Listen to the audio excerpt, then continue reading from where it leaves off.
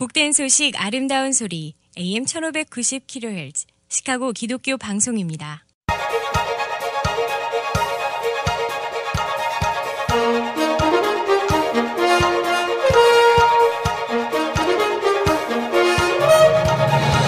김정일 해설위원의 시사 해설. 세상을 넓게 봅니다. 삶의 지평이 넓어집니다.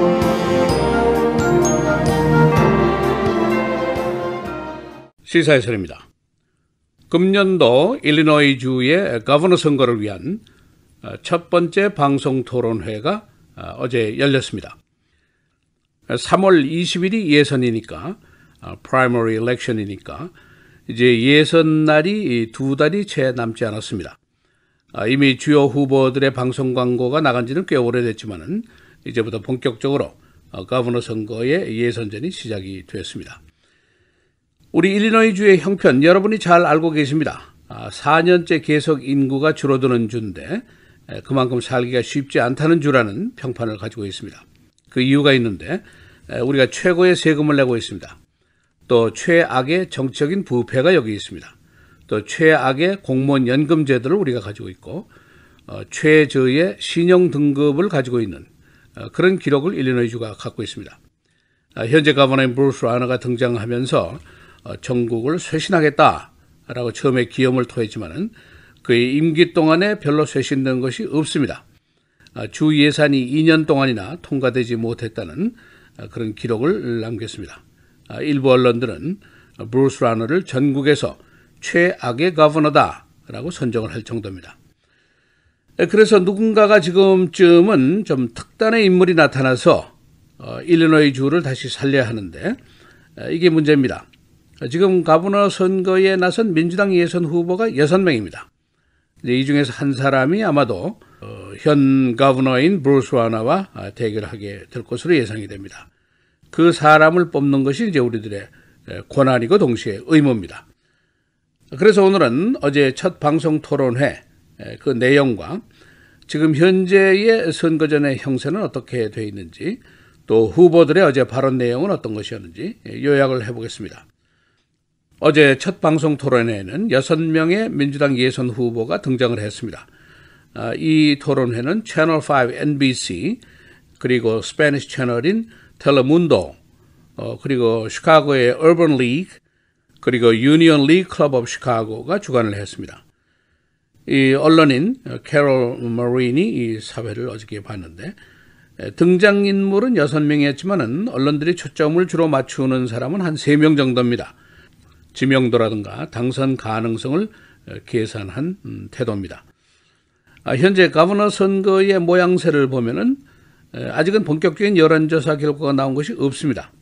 그러나 대부분 정치권과 언론에서는 J.B. 프리스커 하얏트 호텔의 대주주가 선두주자로 꼽히고 있습니다. 그 이유는 그가 여러 가지 정치 조직들 또 강력한 노조들의 지지 약속을 이미 받고 있기 때문입니다. 그래서 지금까지는 J.B. 프리스커와 크리스 케네디와의 대결이 될 것이다 라고 생각하는 사람이 많이 있었습니다. 크리스 케네디는 잘 아시는 대로 정치 명문가인 케네디가의 출신이고 로버트 케네디의 아들이고 재력도 만만치 않은 인물이기 때문입니다. 그런데 어제 첫 방송 토론회에서는 J.B. 프리스커와 현 주상원 의원인 데니얼 비스와의 대결이 돋보였습니다. 크리스 케네디는 오히려 사이드라인에 있는 모습이었다. 그런 언론들의 분석도 있습니다. 그 주된 이유가 있는데 아마도 크리스 케네디의 말실수 때문인 것으로 보입니다. 케네디가 최근에 민주당의 정적인 브루스 라너 현 주지사를 지켜 세우는 발언, 박수를 쳐주자 이런 발언을 한 적이 있고 어제는 또 질문자의 답변에 엉뚱한 답변을 하기도 했습니다. 이런 이유로 그에 대한 신뢰도에 흠이 가지 않았는가 하는 의견도 있습니다. 여하튼 이번 민주당 거버너 예선전은 프리스커 대 케네디 또는 프리스커 대 비스 또는 프리스커 대 케네디 앤 비스 이런 형국이 될 공산이 크다고 볼 수가 있습니다. 어제 토론회에서 벌어진 깜짝 쇼의 부분은 이런 것이었습니다. 사회자가 각각 경쟁 후보들에게 상대방에 대한 칭찬을 할 수 있겠느냐 하고 질문을 했는데 이때 케네디가 한동안 말을 멈추고 있다가 프리스커를 공격하기 시작했습니다. 그는 우리 주위의 부패한 시스템의 상징과 같은 인물인데 그래서 나는 그에 대한 칭찬을 한다는 것은 매우 어려운 일이다 라고 답변을 했습니다. 많은 언론들이 그의 답변이 토론회의 룰을 어겼다, 칭찬을 하라고 그랬는데 공격을 했다는 것이죠. 또 그가 바로 지난주에 그 한 말, 브루스 러너가 방송하기 시작한 전 주지사 불거에비치와 프리스커와의 밀담 내용, 이 방송 광고가 나가는 것을 보고 케네디가 브루스 러너에게 applause, 박수를 보내야 한다, 이런 말을 했었습니다. 그래서 그의 선두주자 자리에 대한 불안감이 있지 않느냐, 그런 언론들의 보도가 있었습니다. 이 프리스커는 현재 일리노이 정치권의 대부격인 마이클 메디건 하원 의장과 매우 친밀한 관계를 가지고 있습니다. 그래서 이것이 득도 되고 실도 될 수 있다 하는 분석인데, 마이클 메디건 하원 의장은 1983년부터 꼭 2년만 빼고는 33년 동안 주 하원 의장 자리를 차지해 왔습니다. 전국에서 최장수 주 하원 의장입니다. 공화당에서는 일리노이주의 지금 수많은 문제들을 그에 대한 비난으로 해결을 하려고 시도를 해왔었습니다. 그래서 프리스커가 마이클 메디건의 기성 정치 조직의 도움을 받을 수도 있지만은 동시에 공화당이라든가 일반 보수계 시민들의 비난의 대상이 될 수도 있습니다. 프리스커는 여기에 대해서 나는 독립적인 생각을 가진 사람이다 라고 전제를 하면서 마이클 메디건과 동의하는 부분도 있고 동의하지 않는 부분도 있다. 예를 들면 선거 지역구 재조정이라든가 의원의 임기 제한 문제라든가 여기에 대해서는 이견이 있다라고 설명을 했습니다. 어제 후보 중에 한 사람인 로버트 마셜, 버리지에 있는 의사인데 이 사람의 말입니다. 프리스커는 당선이 될 수가 없다.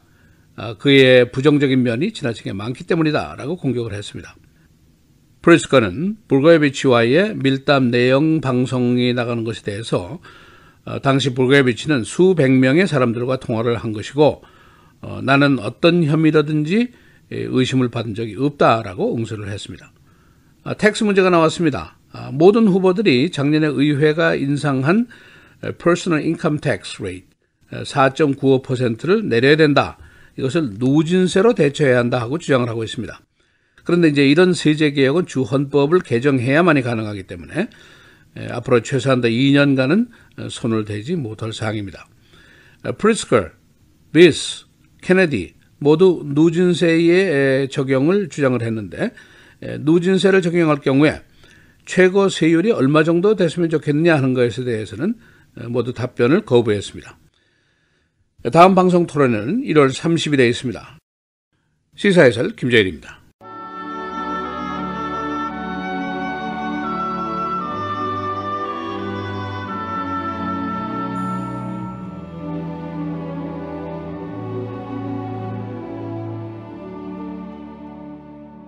그러므로 우리에게 큰 대제사장이 계시니 승천하시니 곧 하나님의 아들 예수시라.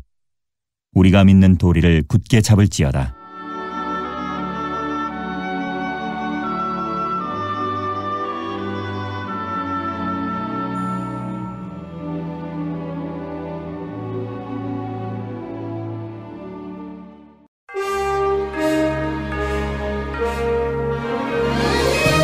(1월 24일) 수요일 헤드라인 오늘의 주요 뉴스입니다. 트럼프 대통령은 어제 트윗을 통해 만약 멕시코 국경 장벽이 없다면 다카도 없다며 훌륭한 국민들을 위한 강력한 군과 함께 안전과 보안을 보유해야만 한다고 밝혔습니다. 앞서 지난 22일 연방정부의 셧다운 사태는 상하원이 2월 8일이 기한인 단기 예산안을 통과시키면서 사흘 만에 일단락됐지만 이 과정에서 민주당은 다카와 관련해 공화당으로부터 어떠한 약속도 얻어내지 못한 상태에서 협상안을 받아들였다는 비난을 받았습니다. 예산안과 관련해 공화당은 멕시코 국경 장벽 예산이 포함돼야 한다고 주장했고 민주당은 오는 3월 5일 종료되는 다카 부활을 포함한 이민법 개정을 요구해봤습니다.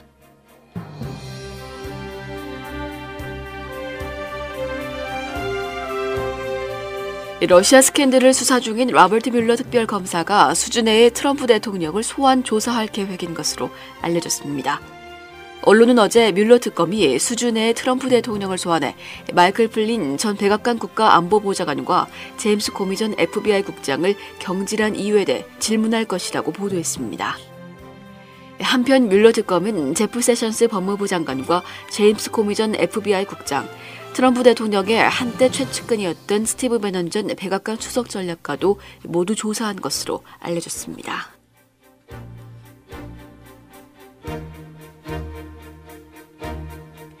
어제 아침 발생한 켄터키주 마셜 카운티 하이스쿨 총격으로 인한 사망자가 2명, 부상자는 18명으로 늘어났습니다.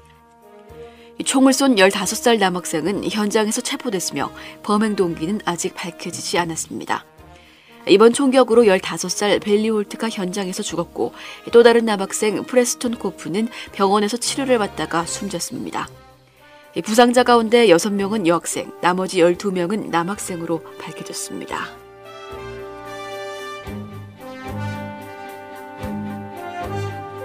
상원은 어제 제롬 파월 연방준비제도 의장 지명자의 인준안을 통과시켰습니다. 상원은 어제 진행된 인준투표에서 찬성 85표, 반대 12표로 파월 지명자 인준안을 가결 처리했습니다. 이에 따라 파월 지명자는 제넷 옐런 현 의장의 뒤를 이어 다음 달 3일부터 4년 임기를 시작하게 됩니다.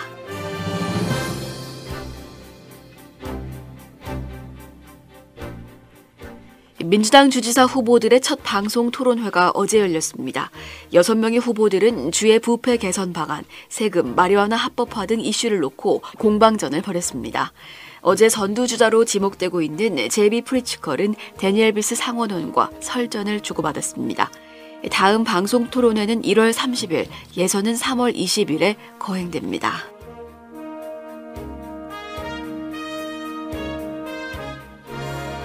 태미 더걸스 상원의원이 오는 4월 두 번째 아기를 출산한다고 어제 발표했습니다. 현역 연방상원의원의 임기 중 첫 번째 출산입니다.